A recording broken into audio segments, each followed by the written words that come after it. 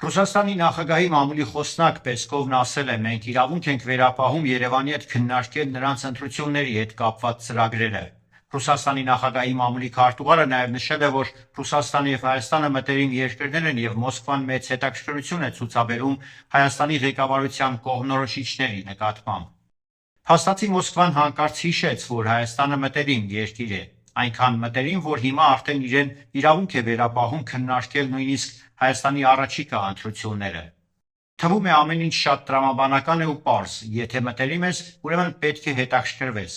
Բայց այստեղ շատ կարևոր մի նրբություն կա, որտեղ էր այդ մտերմությունը, երբ Հայաստանը իրական վտանգի առաջ էր կանգնած ու մտերիմի կարիք ուներ։ Երբ երկիրը ենթարկվում էր ագրեսիայի, երբ սահմանները խախտվում էին, երբ մարդիկ էին զոհվում։ Այսպես ասած, մտերիմ Մոսկվայի ձայնը գրեթե չէր լսվում, այն ժամանակ մտերիմ բառը չէր հնչում նույն հաճախականությամբ, նույն այսպես ասած ջերմությամբ ու մտահոգությամբ։ Ոչ մի շտապ քննարկում, ոչ մի տեսանելի ճնշում, ոչ մի այնպիսի ակտիվություն, որը հիմա տեսնում ենք մեր ներքաղաքական գործընթացների շուրջ։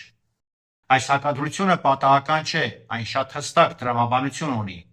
Մոսկվայի հետաքրքրությունը Հայաստանի նկատմամբ երբեք չի եղել պայմանավորված բարեկամությամբ, այն միշտ եղել է ազդեցության մասին։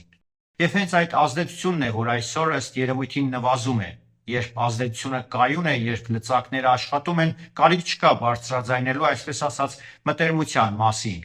Երբ այդ լծակները պակասում են, թուլանում են, երբ հասարակության մեջ քաղաքական դաշտում նույնիսկ պետական որոշումների մակարդակում սկսում են ի հայտ գալ ինքնուրույնության նշաններ, հենց այդ պահին է, որ մտերիմ երկրի մասին հռետորաբանությունը Կրեմլում ակտիվանում է։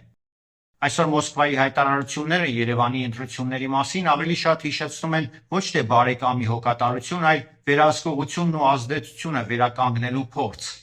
Որովհետև իրական բարեկամը չի լռում վտանգի պահին եւ չի ակտիվանում միայն այն ժամանակ, երբ կորցնում է իր ազդեցությունը։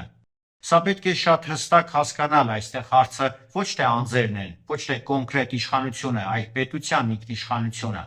Եթե որևէ արտաքին կենտրոն իրեն իրավունք է վերապահում քննարկել Հայաստանի ներքին քաղաքական գործընթացները, դա արդեն ազդանշան է, որ խնդիրը խորքային է եւ այլ հարթությունում է։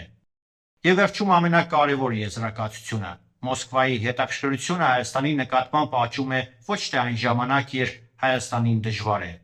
այլ այն ժամանակ, երբ իրեն դժվար է դառնում վերահսկել Հայաստանը։ Ես Մկրտիչ Իսրայելյանն եմ, կհանդիպենք։